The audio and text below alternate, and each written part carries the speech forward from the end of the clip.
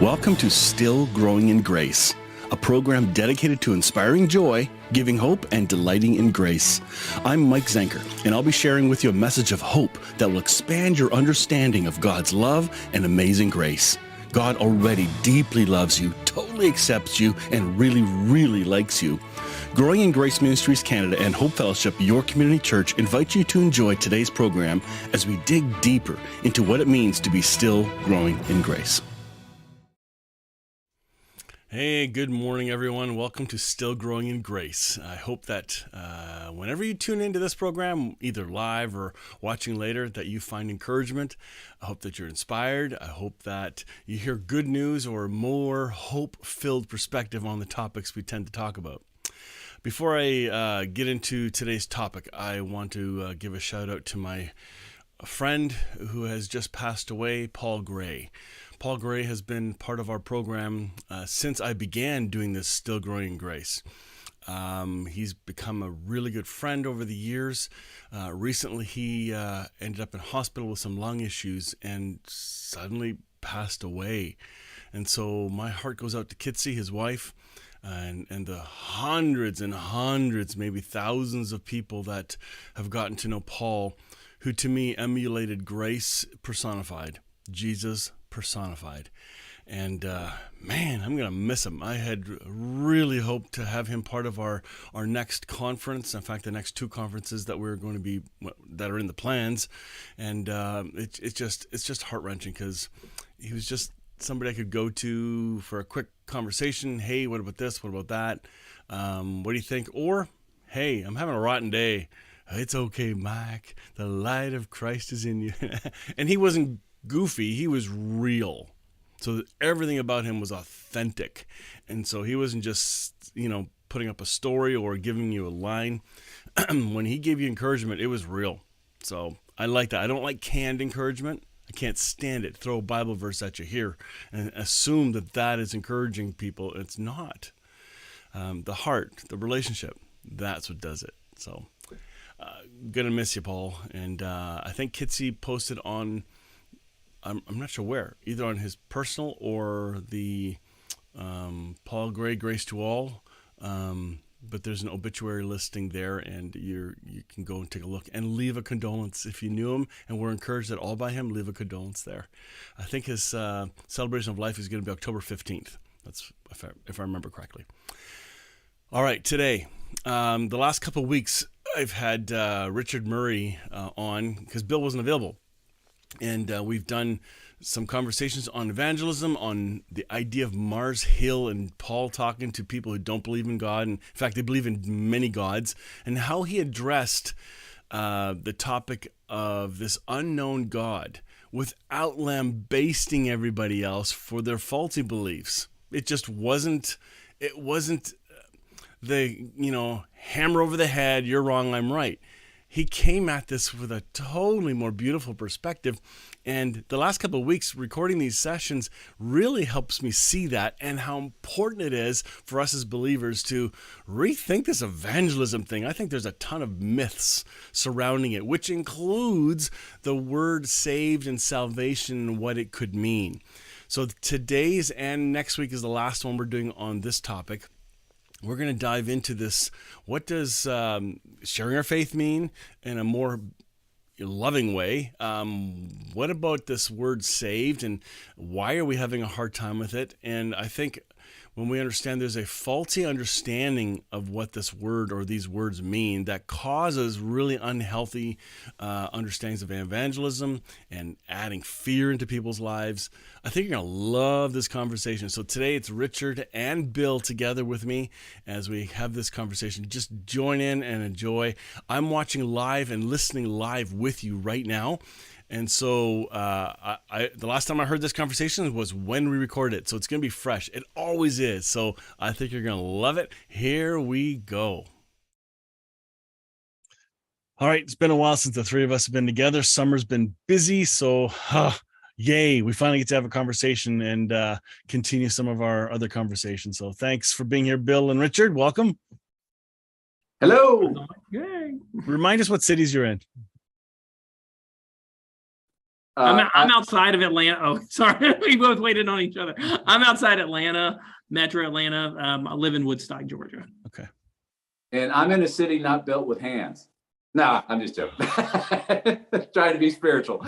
No, I'm in Dalton, and it is built with hands. Yep. And where's Dalton? Dalton is about 20 minutes south of Chattanooga. It's over the Georgia line, so I'm technically in Georgia, but I hang out and live out in Chattanooga. That's my favorite cities. All right. Sometimes so I'm trying to come there someday. Both. It's tons of stuff to see. Good. It's play. I got to figure out how many hours it takes to drive, because I would probably drive down unless it's a cheap flight somewhere. So, yeah, who knows? Those don't exist right now. What's that? Those cheap flights don't exist right now. No, it's still not a good time. The last two conversations Richard and I had, we were talking about this idea of, I called it evangelism, but Richard was talking about the conversation of that Paul had when he spoke in Mars Hill, when they saw an altar to an unknown God. Mm-hmm. And so that conversation was really good. I got some really positive feedback. And I wanted to just keep going with that, because the idea of the gospel, what is the gospel, came into this. I thought, well, what would he have said? What would he have said the gospel is? And I thought, let's talk about that a little bit, because there's a couple spinoffs. And I know, Richard, you had an epiphany story you want to tell us. So that's kind of where I'm hoping to go. And Bill, if you've got to leave, you got to leave. But man, I think this could be a lot of fun. Well, I was looking, trying to find the particular passage that I was talking about. It's in a book that I wrote called The Jesus Mood. And basically, I was having a shower, and this just hit me when I don't know about y'all, but I get some of the best revelation ever when you're in the shower. Me too. That yeah. driving. Yeah. You're not in there long enough. Well, yeah. And it's like that some mornings, but some mornings when you're taking your time, you start thinking about stuff, and you're cleaning, and you're getting clean on the inside and the outside. But anyhow, to explain the gospel, Jesus said the reason that he came in Luke 4 was to preach deliverance to the captives, recovering of sight to the blind, to set at liberty those that are bruised, and to preach the acceptable year of the Lord. Well, I mean, there's nothing but good news in that, which is obviously what gospel means. But what I saw the other day, particularly when we talk about things like universalism and things like that, is and grace, all these streams of teaching that talk about it already being done, the finished work of Christ. It is finished. It's been done. He won't do anything more to save you than he's already done. So, I've been thinking about how do we make that a gospel? Because what you always hear is, well, if it's already been done, why do we do anything? Let's just sit here and wait. We're there. But there was something in the Lord's Prayer that and in other places where Jesus talks about praying that heaven's will be done on earth as it already is in heaven. And in fact, that passage where he says, whatsoever things you bind on earth shall be having already been bound in heaven. That's the Greek of that. It's mistranslated a lot of places. But there seems to be a line of thought throughout the Gospels that what is in heaven has been complete.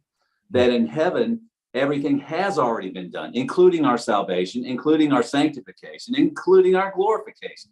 Because think about this as a noodle baker. If we're outside of eternity, if we're outside of eternity now, but when we enter eternity, into the fullness of eternity, then we've always already been.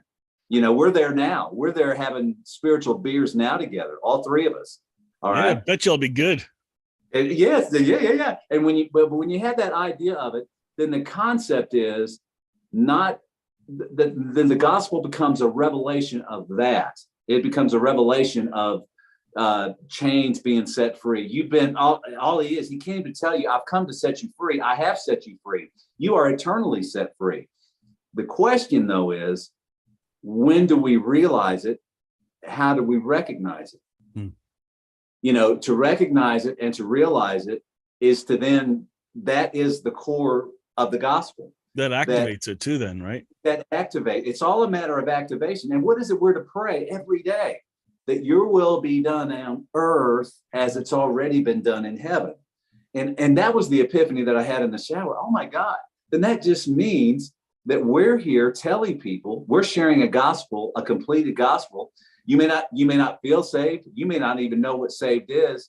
You may have no recognition that you're saved, but you know what? In heaven, you are saved. Mm-hmm. And as you accept this truth and let this truth percolate, and like that mustard seed, as you let it grow within you, then you become to the realization of what you already are and what you already have always been.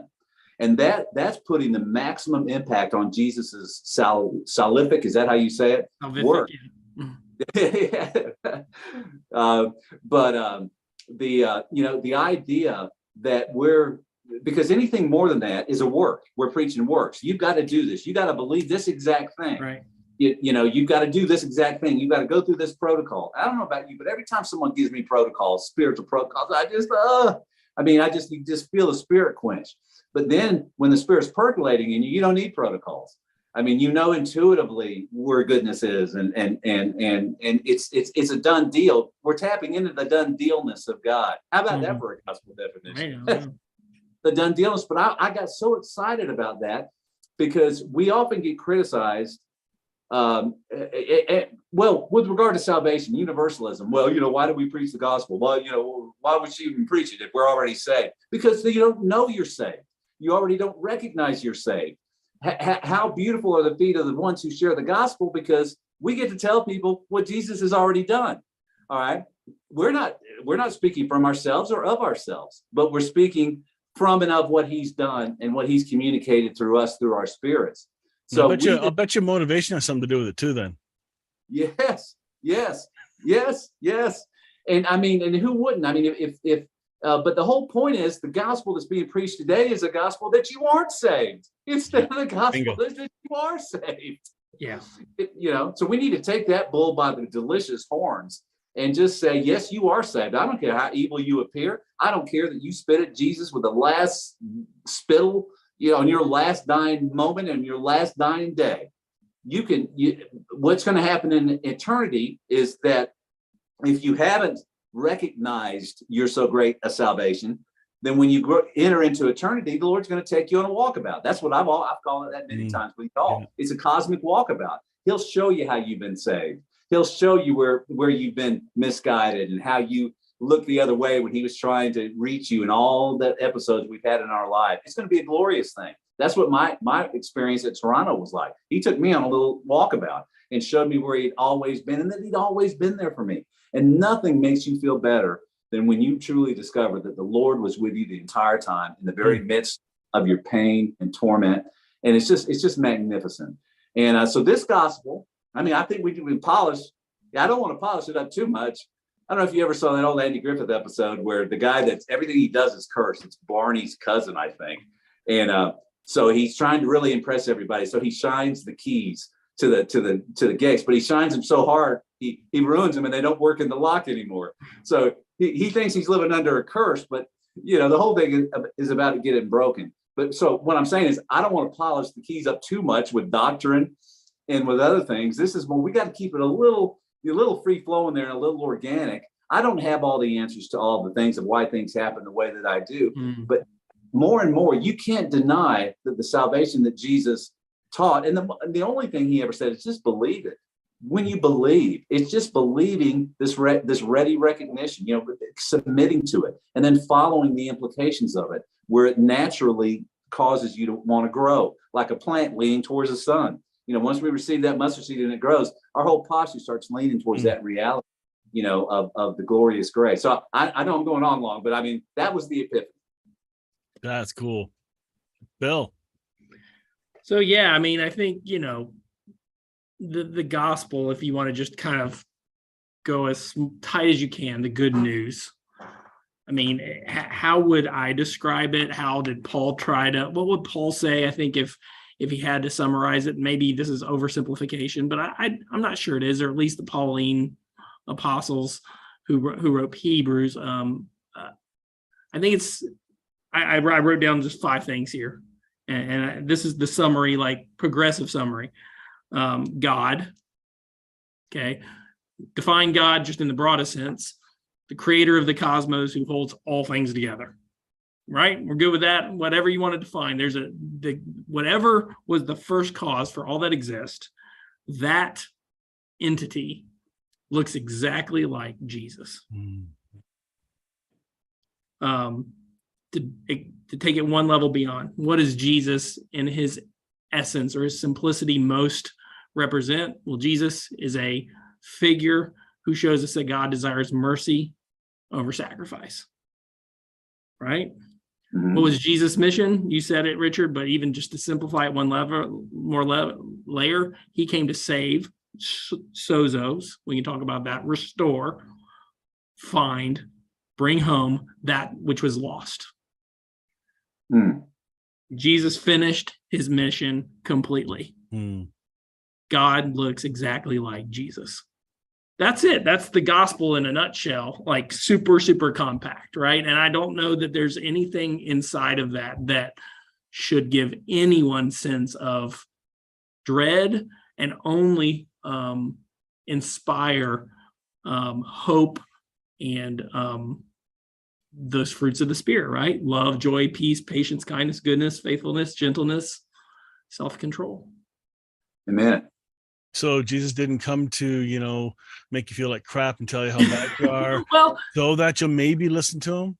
I've read the Gospels pretty thoroughly, and I don't find Jesus making anyone who was quote unquote defined as a sinner feel like crap. The only people he seemed to rebuke and kind of call out were the self-righteous people who made others feel that way. So the good news then has to be good news, or it's not good news. I know that sounds simplistic. Not good news for everybody, then it's not good news, right? Yeah. Right. But if we're honest, in the world I grew up in, it was only good news to the in group. to Those the who elect. said, well, what if you want to use that word? Right. Yeah. But people think like that. So why would people be so upset with this idea of Jesus has already done this? Because I think in my mind, there's 3 tenses of the word saved. Yep. There is everyone is saved. There's evidence in scripture for that. There's evidence that all are being saved. And then there's more evidence of all will be saved. So all 3 are equally true. And yet somebody wants to take one of them and just sit there. And I'll even spin it slightly different how I've described it. I think there's 3, especially when we're approaching scripture, 3 ways that salvation needs to be considered depending on the context that's being used specifically to scripture.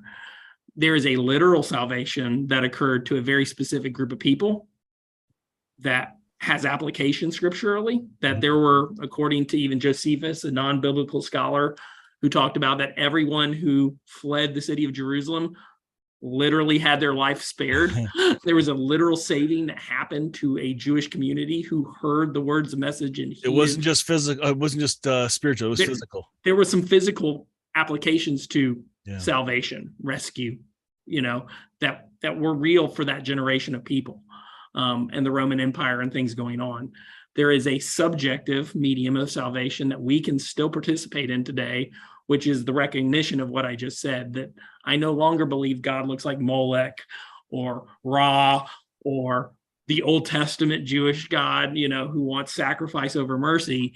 Now all of a sudden I flip the script and God looks like Jesus. And through that subjective revelation, I get to experience life through a much better filter. And then there's an objective salvation, which is the finished work of Christ on the cross, which is, I think, what you're talking, Mike, that all will be saved, all are saved, and all are being saved, right? So I think all 3 of yours are a very objective term, but there's a subjective element to this that I think confuses people, and that's probably the one that's the most challenging. And then the literal part, scripturally, I find interesting because so many of them, when you apply that to actually what's being said, you go, that actually makes more sense a lot of times just from a raw scriptural standpoint. For certain passages, you're like, maybe they were actually talking about not perishing, which is, again, John 3:16 is in reference to not perishing. That we're not talking about eternal conscious torment, I don't think, in that sentence. I think Jesus is talking to a Pharisee, and he's kind of being really serious about what's going to happen, in the wake of his death and the subsequent fall of the entire Jewish system within one generation of people. It's pretty. I think. I think some of it too is when we hear words like perish, you know, I don't know about y'all, but I'll be the first to admit that I operate out of a false identity. Mhm. I'm not myself. Yeah. And you know, sometimes it's at work, sometimes it's when I'm in wrathful, sometimes it's when I'm impatient and I'm in road rage or whatever you want to call it. I know that I have mindsets that are horrible, whether we want to call them demonic, whether we want to call them carnal, who cares what we call them? They are there, they are ugly, and they are not us. Yeah. So and I think a lot of people, someone who refuses to see, you know, refuses to hear the whispers of the Spirit and to see the goodness that's all around us, just pulsating if we have eyes to see. But when we don't have eyes to see, you know, Hebrews has this line: how shall we escape? And the context of that is in the evils of the world. How shall we escape if we neglect our so great a salvation? So to me, that is the only sin that we all, and we might call whatever not of faith a sin. All that's talking about is tapping into eternity.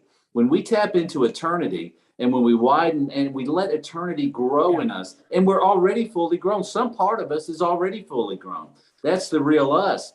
And to the extent that Jesus might ever imply that something perishes, it's that part of us that is false. It's the false identity, the false mask that's grafted itself falsely. It's an illegitimate branch that's going to be burned off. Praise God, it's going to be burned off. But you know what? It's preferable. The sooner the better. That's why I tell anyone about the gospel. Why should you take the gospel if we're going to be saved ultimately? Well, the sooner the better, dear Lord. Who wouldn't want to know their eternal destiny and feel the limitless love of God at the highest gasoline percentage of purity that there is, the highest level of fuel there is? This Jesus is high octane spirit. He is high octane power, high octane curative energy. Dynamo. You know, who wouldn't want to tap into that? Rocket fuel.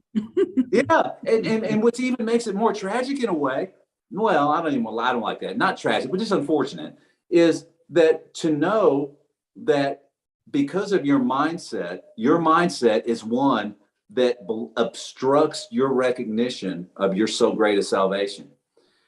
And you know, it's a mindset. It can be bitterness. It could be anything. It can be pride. It could be carnality. It can be anything. But the point is that when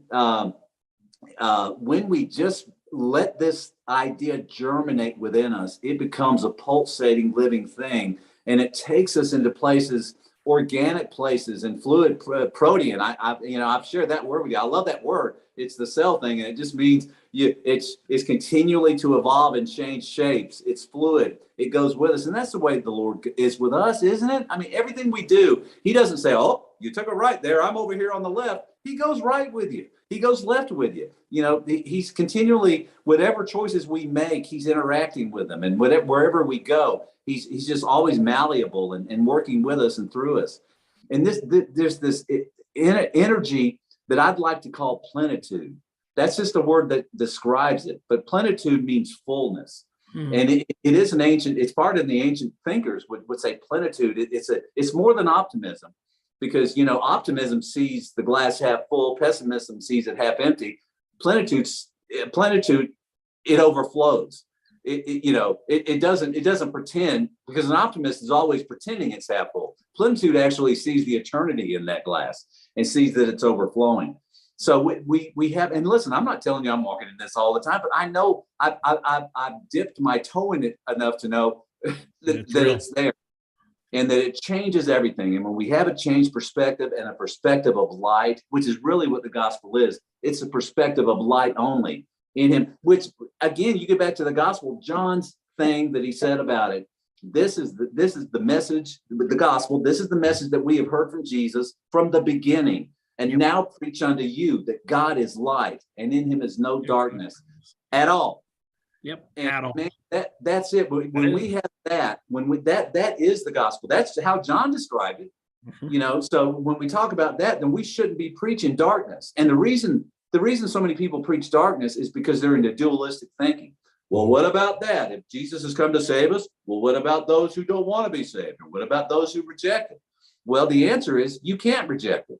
You can delay it. All you can do is delay it. You can go kicking and screaming, and you can delay it, but sooner or later, His beauty is going to get you. You can't dodge out of it. You can resist it. Go ahead. Take your swing. Go for the fence. swing as hard as you can in eternity to ignore and deny him and the beauty and the relentless perfection that he is. And that'll burn off. I mean, just try it, and you can't do it. And that's why I will never believe that anyone can outmaneuver God, ever. You know, you can't outmaneuver Jesus. It just can't be done. You can do, you know, like I say, you can postpone it or delay it, but so we're just here saying, why delay? What the delay is. Hey, I'm here to share with you about, things that might be delaying your recognition of your so great a salvation.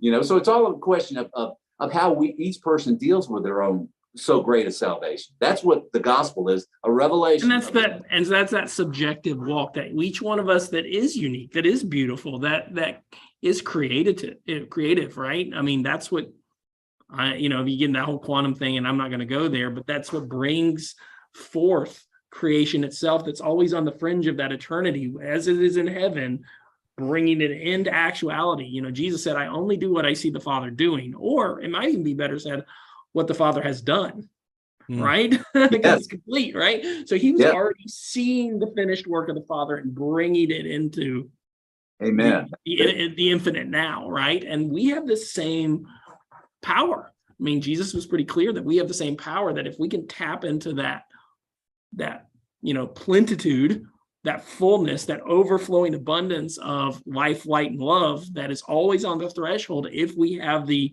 mustard seed of faith to believe it true, and we can draw it into the now. And even that mustard seed is a gift. Even that speck is a gift. You can't muster it up. No, and I think that's, and sometimes that doesn't mean we are literally, I think, Jesus was pretty interesting with his parables and allegories and moving mountains. But, that mountain that moves may be so small in the context of what we conceive, but it has a ripple effect. It's that butterfly effect. One little flap here, and literally millions of lives are changed somewhere in the connectedness of this thing that is God and the unseen God. To go back to the Mars Hill reference, right? I like the Mars. Last week when you talked about the contrast of Paul didn't come in there making a list, an apologetics debate of what was wrong with all the other faiths. Somebody else caught that last week and commented, and that kind of startled us in a way. It shouldn't, but just to be reminded and focus on that part again. Sometimes we're trying to convince others of faith. I had somebody text me the other day, hey, I got a family that's got all these ideas in their head and I don't agree with them, and they're going down this nasty track. And I said, you're never going to convince them. You can't. Don't even address it. You just be loving, be light, be kind. And that's what Paul did. Paul went in, hey, I'm going to tell you about this. And all he could do was share his story, share the gospel, and didn't have to defend, which is bizarre. We're so set up for defending, right? Yeah. Oh, yeah. Well, and that gets back to that dualistic thought, because there's a trigger in it.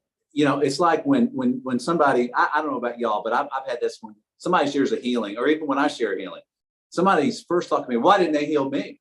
Why would they heal you? Do I not have faith?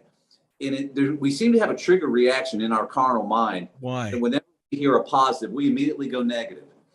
And yet, so when we say God is light and only no darkness, it's not talking about, you're not even, it's a light that isn't contrasted with darkness. There is no darkness. All right. There's no shadow of turning in him. So when we preach, Jesus comes and says, well, I'm here to preach, freedom to the captives and recovering of sight to the blind. Well, are you saying I'm blind? Are you saying this? I mean, you go the opposite way with it, and our minds just want to go there. They get offended. They get offended at our so great a salvation. All right. Now, I don't have, am I qualified, nor do I want to even bear the responsibility of having all the answers to all the questions about evil. But I know this, Philippians says we're to always focus on whatever things are good, true, praiseworthy, of good report. Think on these things.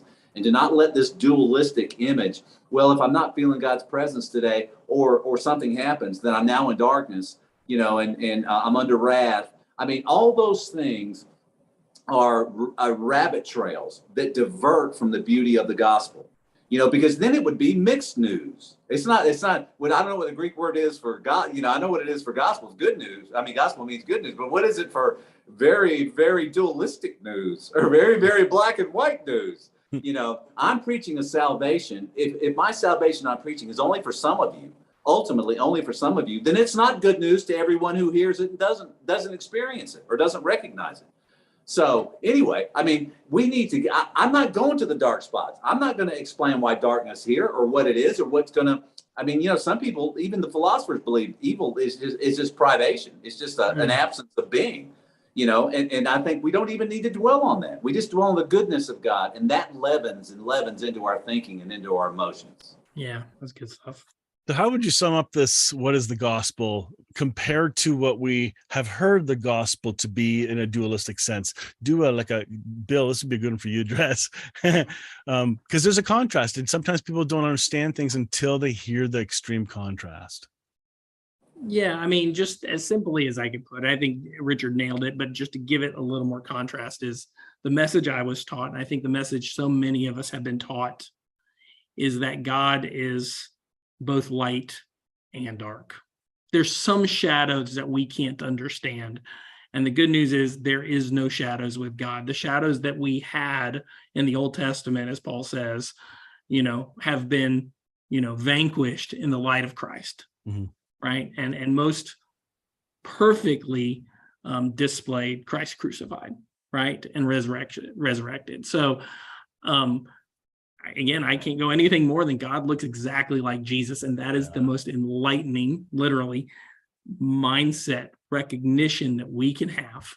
And in that, the spirit of that same Christ who lives in us will start to blossom, right, and overflow those same spiritual attributes that he displayed out of our own being and start to cast out our own shadows of identity, of behavior, of anything else, slowly, gently, patiently, right? All those good things, he starts to overwhelm our own essence with his own light. Love that. We're going to do our next conversation on beginning with the motive of the gospel, of how we share. So we're gonna start the next part with that. So thank you for being part of this one. I look forward to the next conversation, and we'll catch you next time. That was fun. Oh man, that was good. I hope you enjoyed that conversation. And we have one more part next week, and Richard and I will finish up that conversation then. I hope this triggered some thinking. I hope this expanded some of our understanding of what some of these terms mean. I think there's more going on than what we have been told. I value my background. I value the church I grew up in. In fact, for a long time, I didn't. I said, oh my goodness, that was so wrong what I grew up in. I grew up in such great legalism. And I became almost venomous towards that and anyone associated with it, as in, I'm right, they're wrong. And then I realized, wait a minute, that is not the heart of Christ. And I began to see the value. And again, I learned a lot of this through the journey of forgiveness from my own mother, which is another show altogether or two. But the idea of acknowledging the good, because my German Baptist background was what God used. That was my path, my journey of how I came to faith. And I love what William Paul Young, author of The Shack, often says. He calls them my people. I thought, yeah, we're still identifying. Instead of, I'm not part of that group, because we do that, don't we? We'll say, oh no, I'm nothing like those charismatics. Oh, I'm nothing like those Anglicans. Oh, I'm nothing like those Catholics. And you try to separate yourself from them, but we're actually connected. So maybe we need to not be so quick to create new dualism, right versus wrong tree of the knowledge of good and evil, right and wrong. We got to stop eating from that tree and eat from the life tree that's already in us. Something to ponder, that's all. Wherever that takes you, I think there's much to learn on that, and it will change the tone of our discussions, and arguments will lessen because nobody's fighting to be right, and that's a different thing.